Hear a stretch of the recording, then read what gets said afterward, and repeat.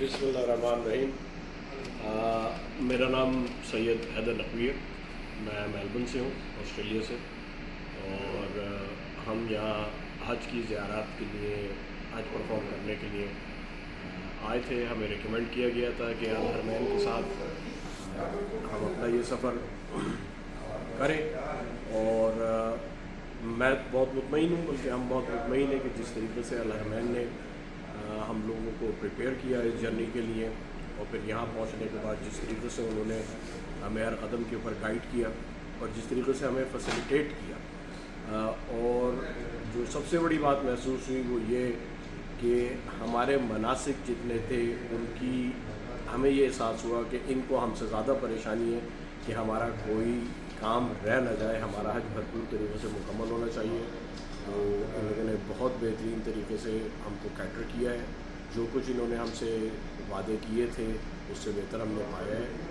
और इनकी जो कुछ भी प्रिपरेशन के हिसाब से वीडियोस थी, उन वीडियोस में इन्होंने हर बात बहुत क्लियरली, बहुत बेहतरीन तरीके से बयान की थी और हमें किसी तरीके की कोई प्रॉब्लम नहीं हुई।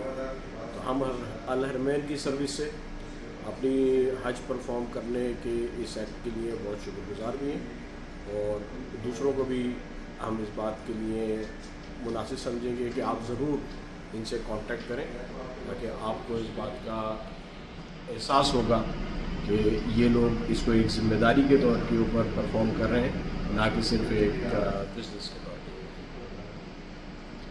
मैं ये कहना चाहूँगी कि ज़ाहिर हज की मनासिब की सख्तियाँ समझने में भी बहुत मुश्किल है, लेकिन मैं अपनी बात करती हूँ कि प्रॉब्लम्स होती हैं, लेकिन अल्लाह आपको इस तरह की हिम्मत देता है ऐसे ऐसे हालात में यू गो थ्रू दैट कि आप इमेजिन नहीं कर सकते कहाँ से हिम्मत आती है।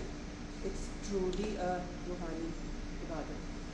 आप जो कनेक्ट करते हैं अल्लाह से ज़मीन पर आकर, जिस तरह से आपको मदद मिलती है, आपको परेशानियाँ होती हैं, लेकिन यू टर्न आउट कि ये तो कोई बात ही नहीं है, होगी क्या।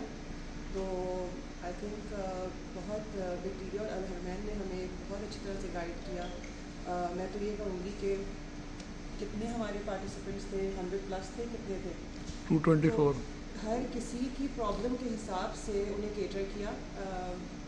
एट द मोमेंट अगर किसी को कोई प्लान चेंज करना है, उसके हिसाब से मैनेजमेंट में उनको केटर किया, उनको अकोमोडेट किया to the best of their abilities.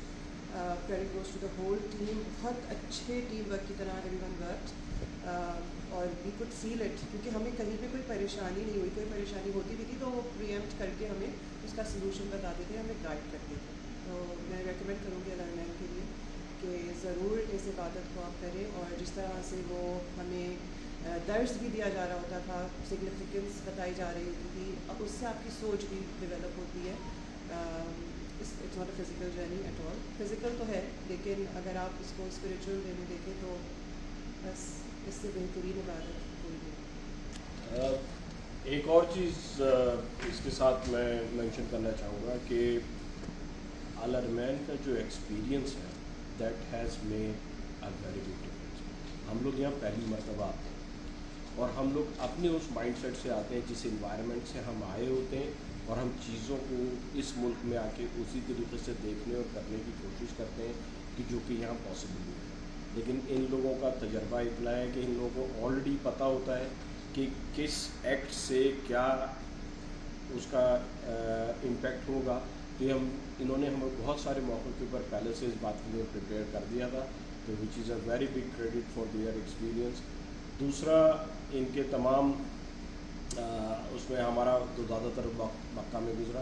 मौलाना साहब यहाँ मौजूद थे पूरे थ्रू आउट। 5 वक्त की नमाज बाजमात, मस्जिद का इंतज़ाम था, मजालिस का इंतज़ाम था, जो इम्पोर्टेंट डेट्स थे उसके ऊपर, और उनकी तरफ से 24/7 की गाइडेंस अवेलेबल थी। आपका कोई भी मसला है तो आप मौलाना से डिस्कस कर सकते हैं। डॉक्टर्स की फैसिलिटी अवेलेबल थी।